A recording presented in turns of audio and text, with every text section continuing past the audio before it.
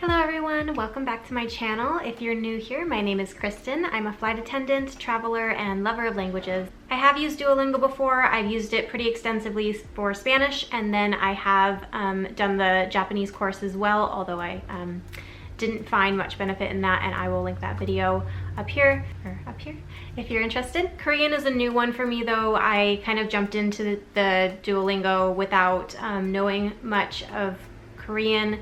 As opposed to when I did the Japanese Duolingo. I did already speak Japanese, and when I was doing the Spanish Duolingo, that was not my main source of learning. So right off the bat, once you start, it's going to teach you the Korean writing system, which of course is super important to learn first. And I actually think that this is one of the things it does best, but not exactly to initially teach you, if that makes any sense. Actually, what I did, because I started trying to learn on Duolingo how to read, and I just kept getting frustrated because the sounds all sounded the same, and I couldn't get in my mind like the differences of the slightly different looking letters or characters. So what I did was I actually just looked on YouTube for someone who could explain it, and I actually found a video that was super helpful because they made associations with how to remember the sounds that each letter character makes. And that is just the way that I prefer to memorize things. I like to associate them with other things so that I don't forget, and then eventually you don't need that association as much, but it's really good for when you're first starting out. So that's kind of why I didn't find it super useful on Duolingo to just try to do it with like a flashcard system. That just didn't stick in my mind, but after I learned how to read, then it became a little bit more useful. And I would say that the most useful thing that Duolingo has taught me has been to actually practice reading Korean.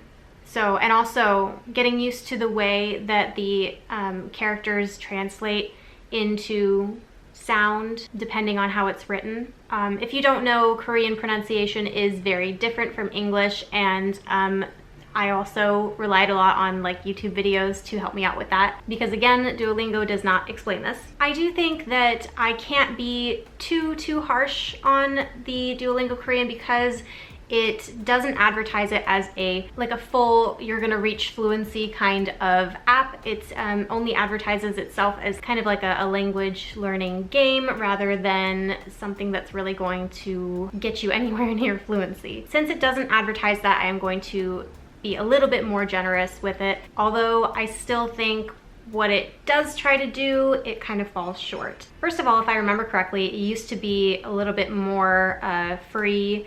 I don't think there was hearts before, but now when you make a mistake, you lose a heart, which is, you know, maybe they're trying to gamify it or something, but it kind of just feels like a dumb way to force you to buy the premium version. Also, the ads are super annoying, so I do kind of think that, you know, before I used to praise it for being very accessible and free, but now it's like it's gotten a little bit too annoying. I think that a lot of people would just kind of give up on it. And if you're going to pay for a language learning app, don't get this one. Don't get Duolingo. That's just, don't waste your money. There's a lot of other really affordable and way better language learning apps that you could do. Like right now I'm using Pimsleur for most of my studies. So once you do get past learning to read in Korean on the Duolingo app, then it jumps you into just like basic words and basic sentences.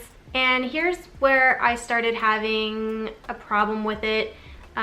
Because there's nowhere on the app that explains anything about grammar, and even basic sentences in Korean are very different structurally from English sentences. So I think that someone just jumping into it without, like if you were just dabbling and just curious, it might just be more frustrating than useful. And I don't really understand why some of the first few words you learn are like cucumber and ant. Like, there's a reason why most language learning apps and websites will teach you, and courses are going to teach you the most used words first, because when you first start learning a language, I feel like those words just that you're trying to memorize are just going to fall out of your head quickly because you're not used to the language. So you need to learn the ones that you're going to repeat over and over and over again to get a feel for it first, in my opinion.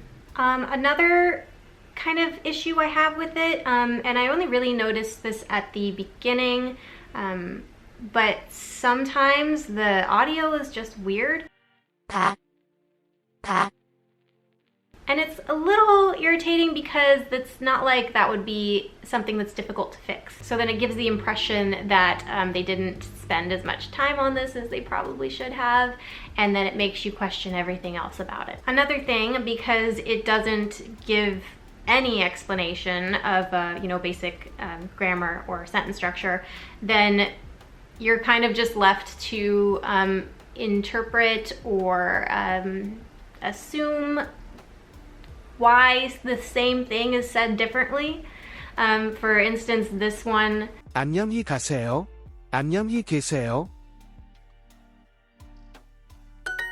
I only knew that there was a difference between these two and what their meanings were because of Pimsleur. Not at all because of Duolingo, because there is no context here to make you understand the difference between these two. And of course you can take it and you can Google it, but I just think that, again, is something that they could have and should have explained. So as I went through the app, and got farther and farther along, I did end up just Googling a ton of stuff because of the lack of explanation and the lack of important context in order for me to infer the meaning. I ended up Googling particles, pronouns, and verb conjugation. And it's funny because, you get like frustrated and can't figure it out, and they give you such like silly little sentences. And then you just Google it and read one little article and it's like, oh, okay, that makes sense. So they should have put some sort of explanation in there rather than just making people frustrated. Also, I think that Duolingo in general has gotten a little bit worse. Like I mentioned, the hearts thing and the ads. And also there was this dumb like speed challenge thing that was going on. That was worth more experience than like the regular lessons. And so people were, climbing the charts, and that has to have been what they were doing, right? Because they couldn't have gotten, 1,000 experience in one day, getting the 15 experience lessons. So anyway. But the problem with these like speed challenges is, one, you're not gonna learn anything from a speed challenge. And two, they were either too easy or confusing and irritating. In order to actually learn a language, you have to take your time with it and not, try to read something as fast as you can and click on the tiles and try to see if that sounds right. And so to me, it's like they just gamified it a little bit more, which made it a little bit less useful for its intended purpose. I get the game idea, I do. I just think that they went a little too far with it. So to sum it up, after the first few lessons of reading and starting to get a feel for how to read and pronounce the words, I don't really think that Duolingo is very useful. Oh, and it's only useful for practicing to read. For actually learning to read, I found a YouTube video that was more helpful. For vocabulary, I actually found that I didn't remember the vocabulary very well from the Duolingo lessons. So I actually find things like Pimsleur or spaced repetition flashcards more useful for that, or some sort of a lesson that has more of a structure so that your brain can make some sort of associations with the context of a lesson. And for grammar and sentence structure, I didn't find it useful at all.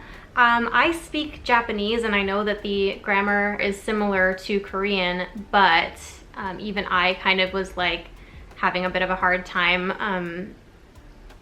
And it was just frustrating because it was like they could just tell me. I don't have to keep looking at these very stupid sentences and try to figure it out. They could just tell me. Because particle usage and basic verb conjugation in Korean is not super hard to explain. So if you are going to use Duolingo, just use it as a tool for practicing your reading. And if you want to keep using it, go for it, but definitely don't use it as your main source of learning because it's not gonna do it for you. So thank you so much for watching. I do kind of feel like this was my most unkind review yet for Duolingo, but honestly I feel like it's gone downhill a bit, so I have to be honest. If you enjoy these reviews or other travel or language related content, please do subscribe and join the family. If you've used Duolingo for Korean and you have any other thoughts on it, please do leave those in the comments below. Definitely let me know if I've left anything out and we will discuss. I love you all and I will see you next time.